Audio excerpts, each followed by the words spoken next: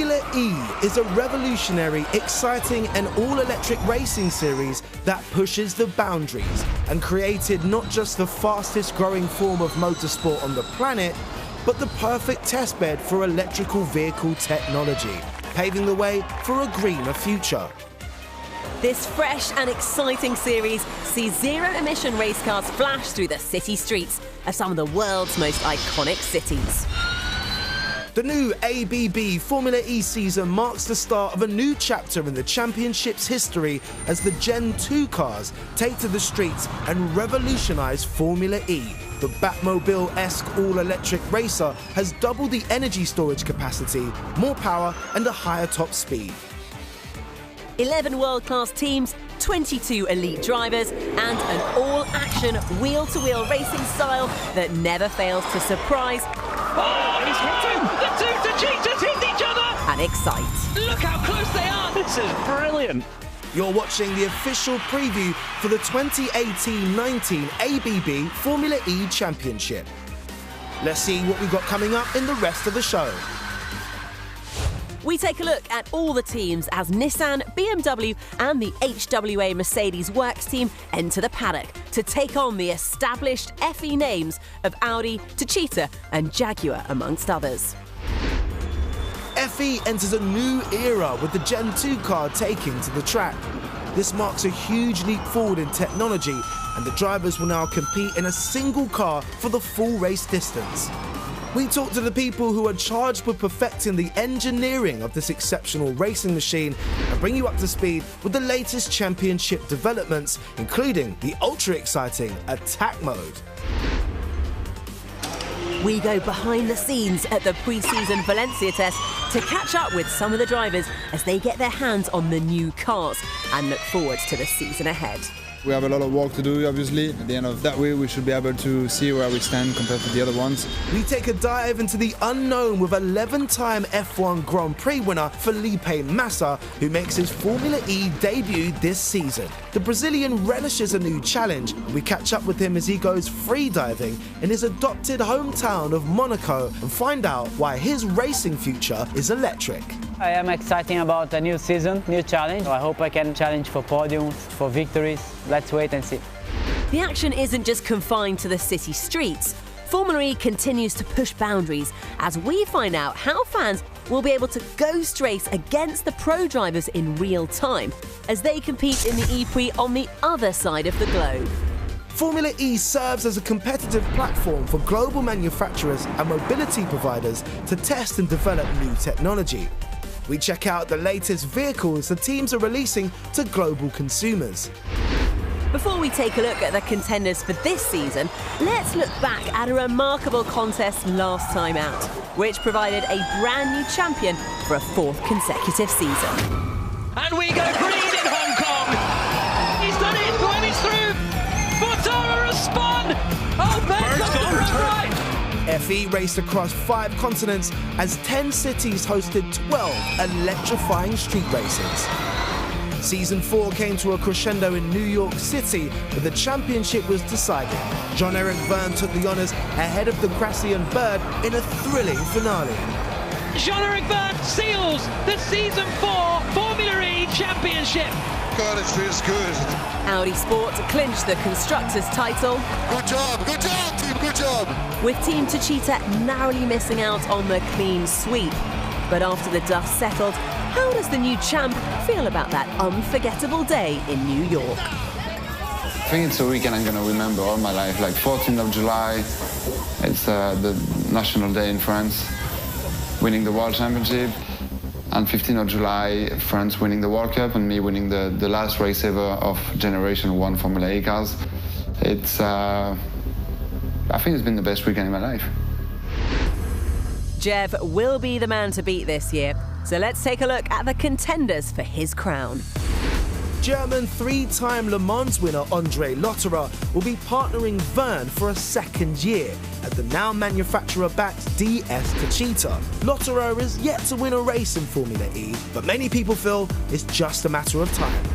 Constructors champions Audi Sport Abt Schaeffler will retain their driver lineup of Daniel Abt and Season 3 champion Lucas Di Grassi. Anything less than championship contention on all fronts will be seen as failure by the German manufacturer. As you can see, new cars, new teams, new drivers. I think the season is going to be more competitive than ever, and I hope we are there to fight for the win again. Monaco-based outfit Venturi brought in former Formula One star Felipe Massa to partner Eduardo Mortara. Envision Virgin Racing have switched to an Audi-supplied powertrain for this season and are hoping it will provide Sam Bird with the platform to challenge for the title once more. Alongside the Englishman will be the spectacular style of Dutchman Robin Frames, who had previously raced for Andretti. Another British-based team are Panasonic Jaguar Racing, who will be looking to make an impact and claim their first Formula E win this time out.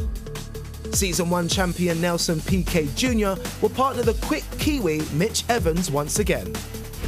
It's an all-new lineup at Indian outfit Mahindra Racing, recruiting Formula E veteran Jerome D'Ambrosio and the young German hotshot Pascal Wehrlein. They'll be looking for a return to form after a strong start but disappointing finish last season. What was Renault EDAMS now becomes Nissan EDAMS as the French racing outfit team up with the Japanese manufacturer giant. They will surely be at the front of the pack with Season 2 champion Sébastien Buemi behind the wheel. I'm really happy that Nissan is not there. I think it's good for the championships. It's a big change for the team, and hopefully it's going to be still very good racing like we've had in the first 4 seasons. Neo Formula E are sticking with Oliver Turvey after some impressive performances last year, and they've added Frenchman Tom Dillman to their driver lineup. The American-based Dragon team have been a mainstay of the championship since day one. They retain the services of the 3-time World Touring Car Champ Jose Maria Lopez for a second season. And German rookie Max Gunter will partner the speedy Argentinian. BMW have now joined Andretti as a full manufacturer-backed works team, BMW Andretti Motorsport. Fan favourite Antonio Felix da Costa will partner rookie Brit Alex Sims. Another newcomer to the series is HWA Racelab. The Mercedes Works team are the most successful outfit in the history of German Touring Car Championship, DTM. This amazing pedigree, coupled with the driver lineup of the 2018 DTM champion Gary Paffett and former Formula One driver Stoffel Van Dorn, could be a potent force this season. It's a new start, a new challenge. I'm looking forward to this new adventure in my career, especially with the new Generation 2 cars coming in. There's a lot of talent in this team, and I'm pretty sure we will be fighting for some good results.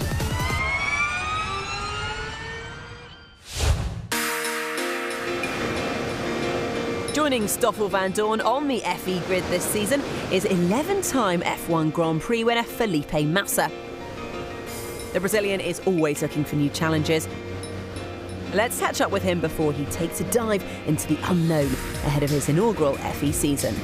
My first time I'm racing Formula E, so definitely a lot to learn, but also you want to do good. You want to try everything you can to be competitive, but also score good points for you, for the team. So I hope I can be able to challenge for podiums. I hope I can be able to challenge for victories. But I mean, until you don't arrive there, it's impossible to say where we are. I think the testing was good.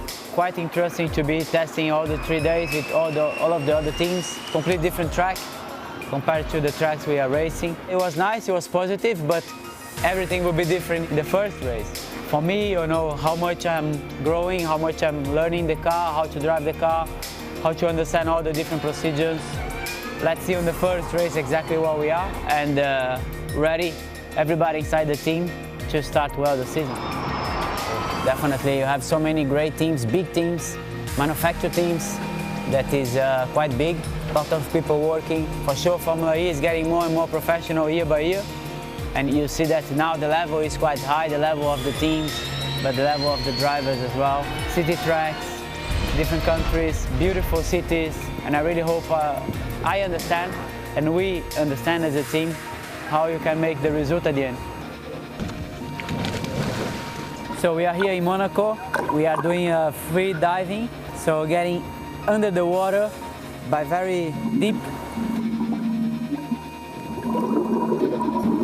Yeah, I managed to go 14 meters.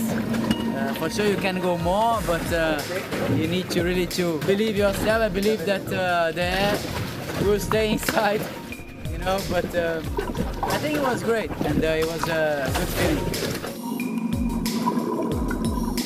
The Venturi team is very close to my apartment, so I can even walk 5 minutes to get to the team. Trying to give all my experience, you know, to the team, to help the team to developing. But it's quite nice team, good to work with them. Hopefully I can be a good part of it. I am excited about a new season, new challenge, but also enjoy, have fun, and doing a good first season.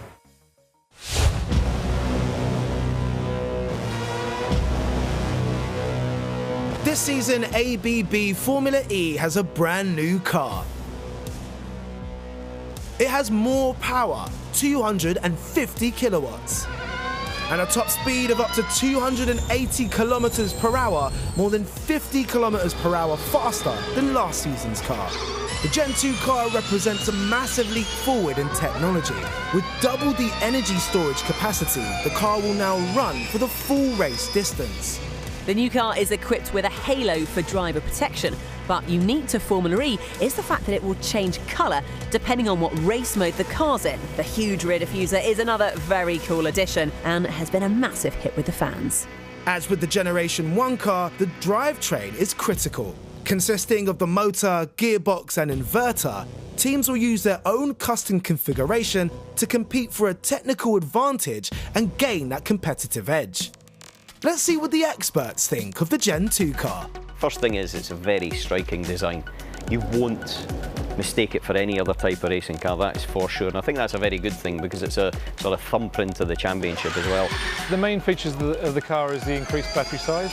We've also got more power each year. They've brought on an extra roughly 25 kilowatts every year.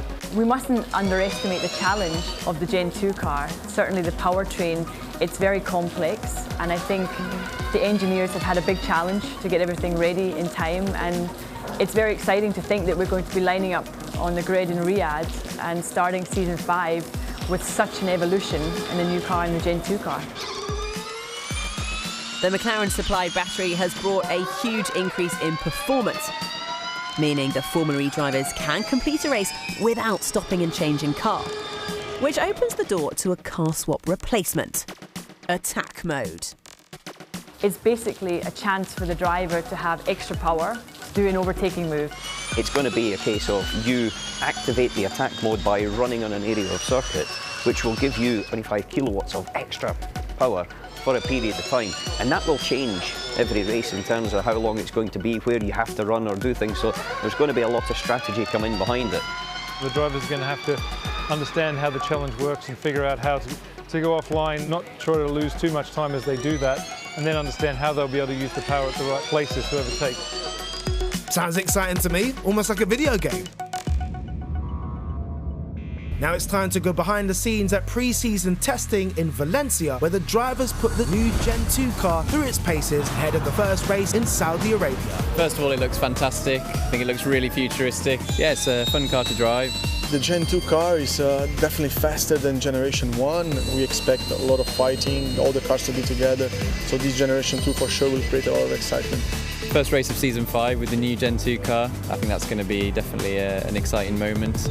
And I think the field will be close, so I'm sure we're going to have some really exciting races. Yeah, very excited to be here. It's been a long time waiting for this official testing and you know, for the new generation of Formula E cars. We have a lot of work to do, obviously, a lot of things to go through, and you know, at the end of that week, we should be able to see where we stand compared to the other ones, and that will be, you know, exciting week. Right now, I'm not even thinking about the first race. I just want to get you know, everything, all the box ticked, and arrive in the first race with maximum confidence. Obviously, now we are with DS and Antichita. Everything seems to be going quite well. It's good days ahead. Today I think it's all about getting in a rhythm and getting a feeling for the car. I think as a team it's good to start having operations in place, you know, to think about the race scenario that is coming ahead, and then also of course to set up the car. It's very important. It's all about getting back in the rhythm, feeling good, knowing what to do, and then bringing all that package to the first race. Yeah, we're getting laps in. This is a challenging test for us because every other team here is a manufacturer. We're the only independent team. It's work in progress. I can't really say whether I love it, hate it, whatever, but I'm sure that what we've got underneath us is a very strong platform. We just need to unlock all of its potential. It's the first time we get a little idea of where we stand. We still have a very new powertrain and we are not yet completely on top of it, but looking forward just to be more and more in the car. Just want to keep improving the car in general, just get it more robust and make sure we go to Riyadh, you know, very confident. The team is growing, you know, we were a small team last year, now with the S we grew, much more people, we were able to do our 15 days of testing without too many issues, so we developed a good powertrain. We still need to gel together, but it's all to be more professional and have better performance.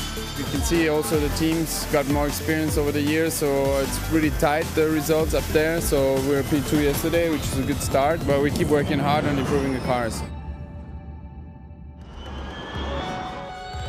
I mean, this car is absolutely amazing. I think the step that we've all done is the right one, you know, to come up with a car that looks futuristic and looks different from what we've seen. And even I myself, when I'm on track behind other cars, I'm like, is this real? Am I seeing wrong? You know, but it's reality. It's going to happen. We're going to race these cars. It's just super cool, super fast, and also very challenging on street courses. No, it's faster, it looks better, it's more exciting, it's better to drive, more balanced, so we can push the limits more. You can see a big evolution in the paddocks. I'm super pumped. New car, new teams, new drivers, and a really, really tough season ahead. So I'm super excited.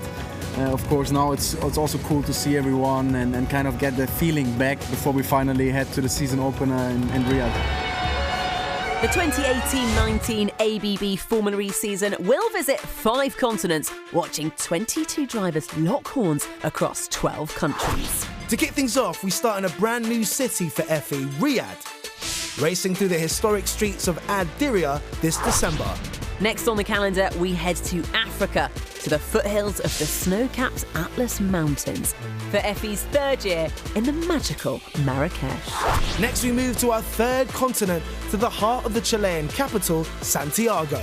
It was here that Jev kick-started his championship last season with a victory. We then head north to the dizzying heights of the oldest capital in the Americas, Mexico City. Lucas di Grassi holding the lap record of 1 minute and 1 second. But with the new Gen 2 car, will we see the sub-minute lap this season?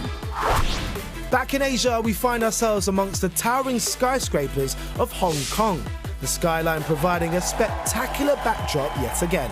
We then move along the southern Chinese coast, where we see our 2nd new city of Season 5, to the tropical climate of Sanya. Who will be first to be crowned King of the Island? Round 7 gives us our first European stop of Season 5, where Sam Bird took the gladiatorial spoils with a victory on the eternal streets of Rome. From one stunning European capital to the next, the beautiful City of Light and Jev's stomping ground, Paris, plays host for round 8 of the championship. Next, we return to the French Riviera and the iconic circuit, Monaco. Can Sébastien Buemi make it 3 wins in 3 on the most famous street circuit of them all? Round 10 of the 2018-19 championship is perhaps the most unique stop in the season. For the 5th time, we've returned to Berlin to see the drivers fighting it out around the iconic Tempelhof Airport. Last year was an all-Audi affair. The German Mark will be looking for the same again on home soil. As the championship heads into the business end of the season, Formula E returns to Switzerland for a 2nd time. But this time, Bern will host the E-Prix. In Formula E history, the championship has always been decided in the last event of the season. And what better place to hold the finale than in the Big Apple, New York City. 5 continents, 22 drivers, 12 countries. It's set to be the greatest season yet. Formula E has been a pioneer for integrating fans into the action in the world of esports. A virtual e-race happens on every race day prior to the main E-Prix, where fans compete with the real FE drivers on a virtual rendering of the host circuit. Formula E also staged the biggest e-racing event ever. It was held in Las Vegas and had a total prize money of $1 million. Not only that, but in Season 4, Formula E, in partnership with Virtually Live, together developed Formula E's virtual replay, allowing fans to relive the action with a new level of data and analysis. ABB Formula E is pushing new boundaries again, and its latest innovation is a ghost racing game. This will allow fans to compete with the FE drivers during the live race. Using cutting-edge telemetry, all the real-time racing action is replicated in CGI, mirroring each car's position on track, while you battle your way through some of the world's most iconic city street circuits. We are developing a game that will allow you to race together with the stars in real time when races actually happen. So that's creating something completely new. You get the excitement of a live race, you get the unpredictability of a live race, which you would not get in a traditional simulation, because it's not run by algorithms. It's run by people, and that's what we reflect in the game. It's really the sci-fi dream coming slowly true. It's something completely new. Now that's one game I want to play as soon as possible. Formula E isn't just about battling it on track. The race for a cleaner future is also just as competitive. It's in FE's DNA to create awareness around sustainability and to try to make a difference. The whole point of sustainability within Formula E is to reduce our environmental footprint. Formula E has grown so fast. When I arrived, we had no cars. We had not yet started the championship. So it's been an amazing journey, starting from a blank page, really. We had so much potential to really surf on the wave of the fact that the world is changing, especially in the field of transport and mobility.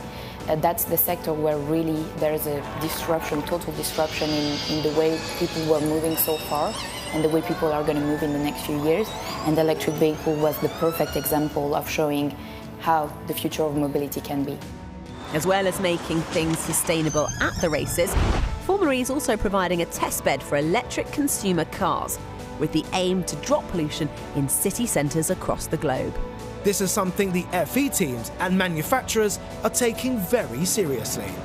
Audi have launched their all-electric e-tron range. BMW provide the safety vehicles for FE, as well as offering a host of other electric cars. Venturi hold electric land speed records. Nissan are the global leader in electric car sales with their Leaf. Mahindra are a huge company in India working towards making 30% of the 230 million vehicles on India's roads electric by 2030 in one of the fastest growing economies in the world. NIO are raising the bar for performance EVs as their EP9 supercar keeps breaking records around the world. And Jaguar have gone a step further by announcing a Formula E support series. The I-Pace E-Trophy will consist of 20 race-modified Jaguar I-Pace SUVs with identical specifications going head-to-head on the Formula E tracks prior to the main E-Prix. Held over 10 races and in some of the world's most celebrated cities, the series promises to be the next chapter in Jaguar's race to innovate. That's it for now. Join us next time as we delve deeper into the world of Formula E ahead of the season. But before that, here's a few reasons to get very excited.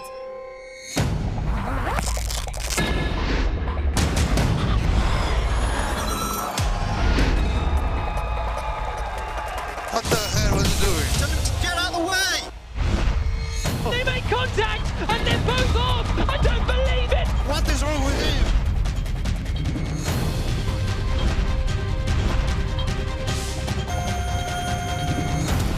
Broke my steering. What should I do? Hit you from behind or what?